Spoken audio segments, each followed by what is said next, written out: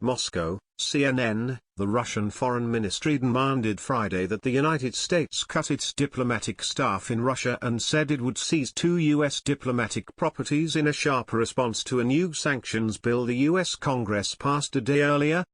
The order, which affects the U.S. Embassy in Moscow and consulates in St. Petersburg, Yekaterinburg and Vladivostok, would reduce U.S. diplomatic and technical staff to 455, the same number Russia has in the United States, by September 1.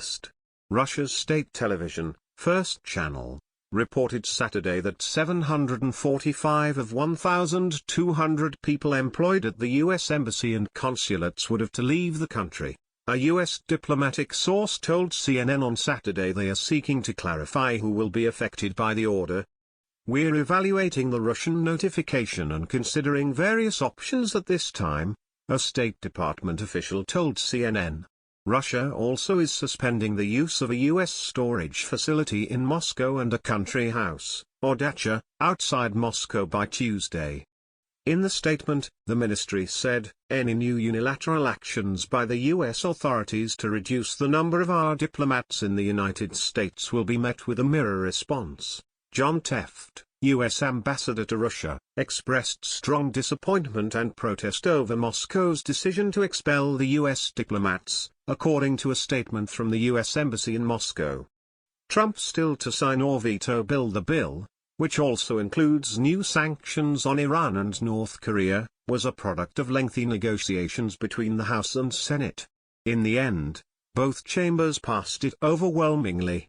White House Press Secretary Sarah Huckabee Sanders told reporters late Thursday that the president would review the sanctions bill.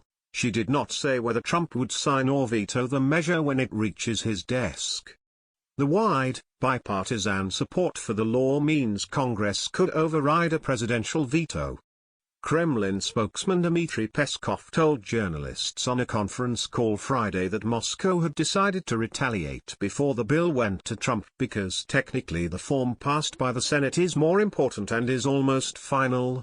Asked if Russian President Vladimir Putin had authorized the move, Peskov said such measures are impossible without the president's permission. He added that possible amendments to the bill would not change the essence of the matter.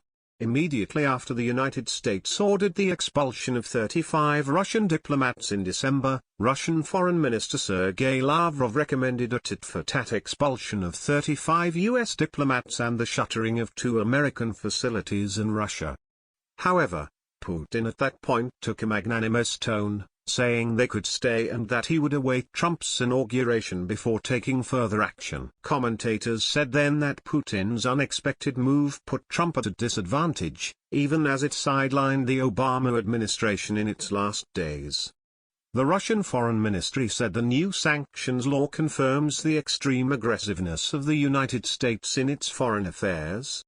It accused the United States of using the law to create unfair competitive advantages for the U.S. in the global economy and said its actions breached international law.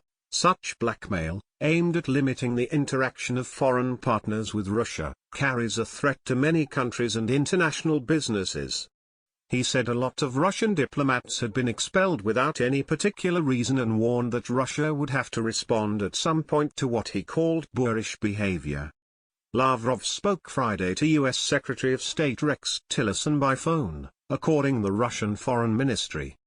The two agreed to maintain contact on the full scope of the Russian-American relations, it said.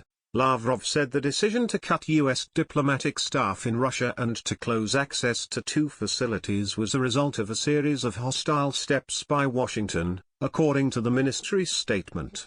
But Russia, Lavrov said, is ready to normalize bilateral relations and cooperate on important issues on the international agenda.